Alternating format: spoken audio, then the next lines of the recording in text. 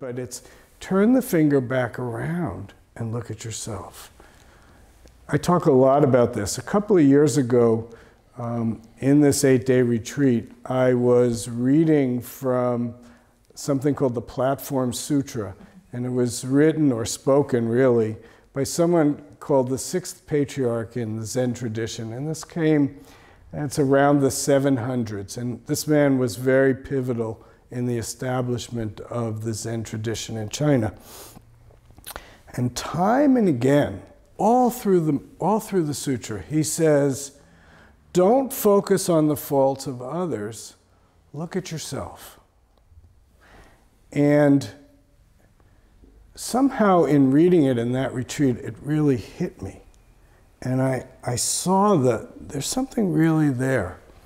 And the more I work with that, the more I realize that when I look at my piece of what happens, regardless of what the other person does, if I own and investigate and look at how I'm creating this situation, there's almost always a pathway through it.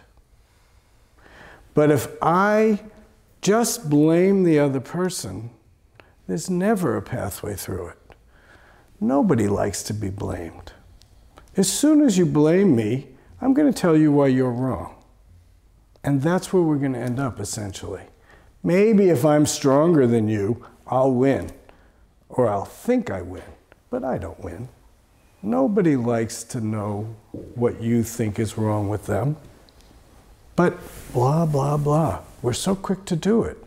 But turning it around is, what am I contributing to this? I was in the midst of a disagreement with my wife. And suddenly, I remembered this teaching. And I realized something so important. I realized that there are certain things that bother me, but they don't always bother me. They only bother me sometimes. And if they only bother me sometimes, it's not really what the other person is doing, it's what's going on with me.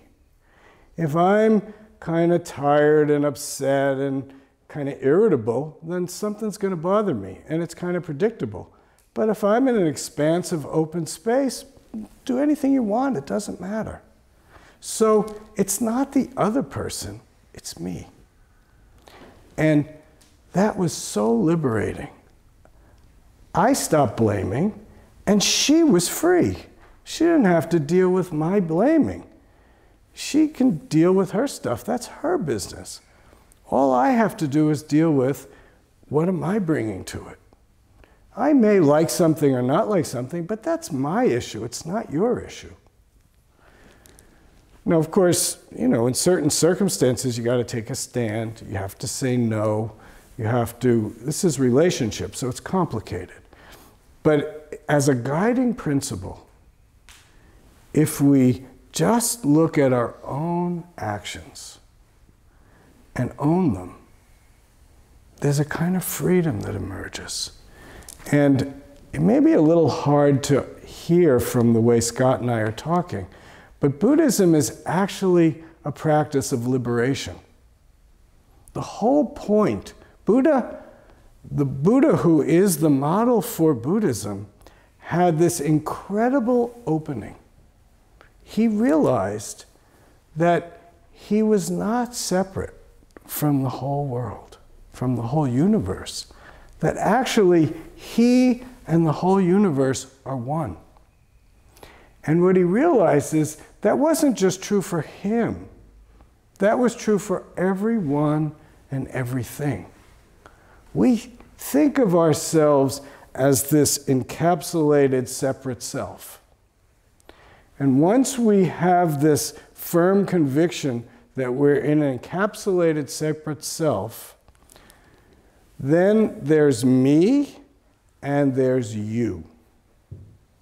And of course, me is the most important thing in the universe. And you become an object for me to use to enhance my satisfaction. And, you know, if you think casually about that, you'd think, yeah, that makes sense.